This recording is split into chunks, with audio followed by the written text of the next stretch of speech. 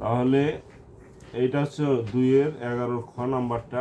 প্রশ্নটা কি হলো, প্রমাণ করো যে দুইটি ক্রমিক জোড় সংখ্যার গুণফল 8 দ্বারা বিভাজ্য। তাহলে আমরা এর আগে জানছি কি যে যে কোনো সংখ্যা ধরতে গেলে আমাকে ধরতে হবে এক্স স্বাভাবিক সংখ্যা, তারপর জোড় সংখ্যা ধরতে গেলে আমাকে ধরতে হবে 2x, বেজোড় সংখ্যা ধরতে গেলে আমাকে ধরতে হবে 2x - 1। তাহলে এখানে বলা হচ্ছে দুইটি ক্রমিক জোড় সংখ্যা, তাহলে একটা জোড় সংখ্যা যদি হয় 2x, তাহলে এর পরের ক্রমিক জোড় সংখ্যা মানে এর পরের জোড় সংখ্যাটা কত? যেমন 2, 4, 6, 8, 10। তাহলে একটা যদি 8 হয় পরেরটা হবে 10, একটা যদি 6 হয় পরেরটা হবে 8। তার মানে কি প্রত্যেকবার 2 করে বাড়বে। তাহলে একটা যদি আমি পাই 2x, তাহলে পরেরটা কত পাবো? 2x + 2। এই জ্ঞানটা আমার থাকতে হবে। একটা জোড় সংখ্যা হলো 2x, অথবা আরেকটা হবে 2x + 2। তাহলে আমরা প্রথমেই মনে করব কি, যে মনে করি একটি জোড় সংখ্যা, একটি জোড় সংখ্যা হচ্ছে 2x, অতএব পরবর্তী জোড় সংখ্যা কত হবে? পরবর্তীটাই হলো ক্রমিক, তাহলে পরবর্তী জোড় সংখ্যা হবে এর পরেরটা, তার মানে 2x + 2।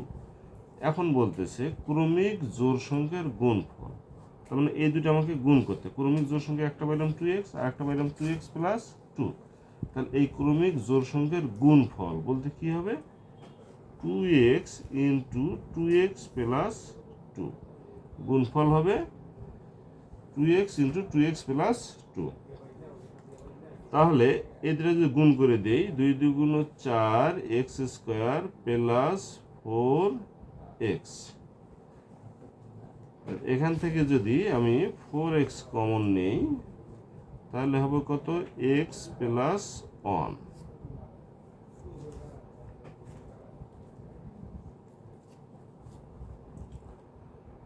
এখন x + 1 হলো,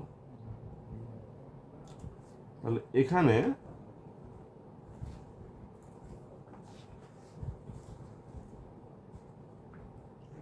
4 হলো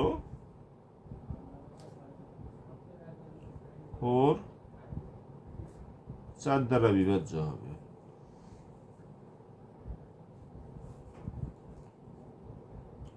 তারপর 4x এটাও 4 দ্বারা বিভাজ্য হবে। এটা এক বসাইলে 4x, এক বসাইলে 4, 4 দ্বারা বিভাজ্য। 2 বসাইলে 4 × 2 = 8, এই 8 দ্বারা তখন বিভাজ্য হবে, 4 দ্বারাও বিভাজ্য হবে।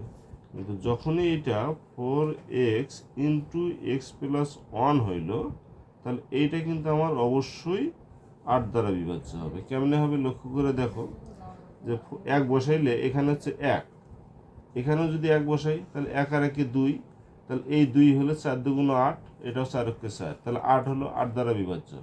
আবার দেখো যে 2ও বসাই, তাহলে 4 × 2 = 8, তখন অটোমেটিক্যালি এটা 8 দ্বারা বিভাজ্য হচ্ছে। 3 বসাইলে আবার দেখো 3 আর 1 = 4, 4 × 4 = 16, তার মানে 8 দ্বারা বিভাজ্য। অর্থাৎ আমরা যদি বেজোড় সংখ্যা বসাই, তাহলে এইটুক হবে 4 দ্বারা বিভাজ্য, আবার এইটুক হবে 2 দ্বারা বিভাজ্য। এই হিসেবে আমাদের কিন্তু 8 দ্বারা বিভাজ্য হবে। আর যদি আমরা জোড় সংখ্যা বসাই, তাহলে এইটা আর এইটা গুণ করে দিলেই আমাদের 8 দ্বারা বিভাজ্য হবে। তার মানে সব সময়ই পুরো অংশটাই আমাদের 8 দ্বারা বিভাজ্য হবে। তাহলে অতএব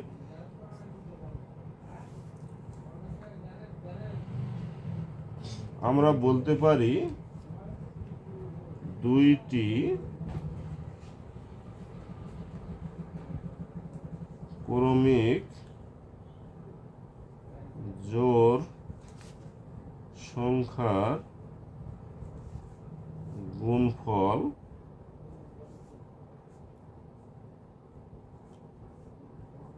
8 দ্বারা বিভাজ্য, প্রমাণিত। তাহলে আরেকবার আমরা একটু লক্ষ্য করে দেখি প্রশ্নটা কি ছিল। প্রমাণ করো যে দুইটি ক্রমিক জোড় সংখ্যার গুণফল 8 দ্বারা বিভাজ্য।